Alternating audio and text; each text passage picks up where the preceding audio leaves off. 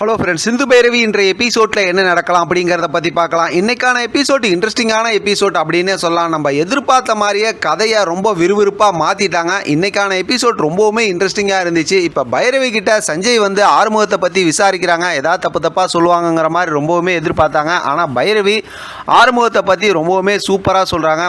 ஆறுமுகம் வந்து முரடம் தான், ஆனால் வந்து ரொம்ப நல்லவங்க அப்படின்னு சொன்னதுமே இப்போ பார்த்தா சஞ்சயால் ஒன்றுமே பேச முடியல.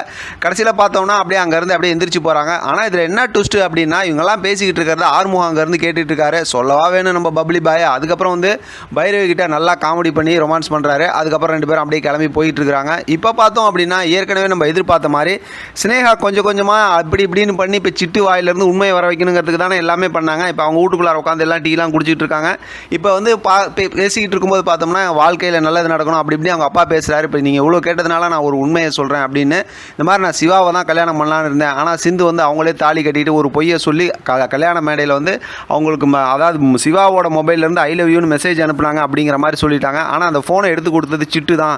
இந்த உண்மையை வந்து அவன் எல்லாத்துக்கும் முன்னாடி சொல்கிறாங்க அப்படின்னாக்கா என் வாழ்க்கை வந்து எனக்கு திருப்பி கிடச்சிரும். ஆனால் அந்த உண்மையை சொல்கிறதுக்கு நீங்கள் தான் எனக்கு பொறுப்பு அப்படிங்கிற மாதிரி சொல்லிட்டு ஸ்னேகா இங்கேருந்து கிளம்பிடுறாங்க. அதனால் ரொம்ப டீட்டெயிலாக பேசுகிறாங்கன்னு வச்சுக்கலாம். அவ்வளோ பேசினா டைம் ஆகிடும். ஆனால் வந்து சிட்டு வந்து அப்படியே அழுதுட்டு போயிடுறாங்க.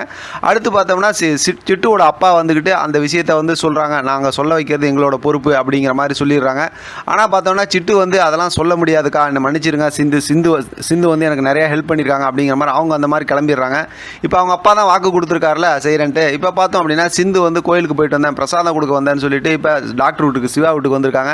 எல்லாத்தையும் பார்த்துட்டு கடைசியில் போய் நேராக சிவாவை பார்த்து சூப்பராக பேசிகிட்டு இருக்காங்க. அப்படி பேசும்போது ஆறுமுகம் வந்து பைரவி பார்க்க இங்கே வந்திருக்காங்க, நான் உங்களை பார்க்க இங்கே வந்திருக்கேன், எல்லாம் பேசி முடிச்சுட்டு கடைசியில் பார்த்தா ட்விஸ்ட் என்னன்னா, நீங்கள் ரொம்ப நல்லவங்க, நான் இவ்வளோ பெரிய தப்பு பண்ணியும் என்னை நீங்கள் மன்னிச்சு உங்கள் அன்பால் என்னை மாற்றணும்னு நீங்கள் நினைக்கிறீங்க அப்படிங்கிற மாதிரி சூப்பராக எமோஷனலாக பேசுகிறாங்க. பின்னாடியே பார்த்தோம் அப்படின்னா மகாவும் வந்துடுறாங்க. வந்ததுக்கப்புறம் சிந்து அங்கேருந்து போக சொல்லிட்டு இப்போ சிவா கிட்ட, சிவா நீ மனசு மாறிடாத, எப்படி இருந்தாலும் உன்னை ஏமாற்றி உனக்கு துரோகம் பண்ணி தான் சிந்து உன்னை கல்யாணம் பண்ணியிருக்கா, என்றைக்கு இருந்தாலும் அந்த உண்மை தெரிய வரும். அதுக்கப்புறம் சிந்துவை வந்து இந்த வீட்டில் இருந்து அன்னபூர்ணி அவங்க வந்து வெளியில் அனுப்பிச்சிடுவாங்க அப்படிங்கிற விஷயத்தை சொல்லிட்டு அங்கேருந்து போகிறாங்க. சிவா அப்படியே யோசிச்சுட்டு தான் நின்றுட்டு இருக்காங்க.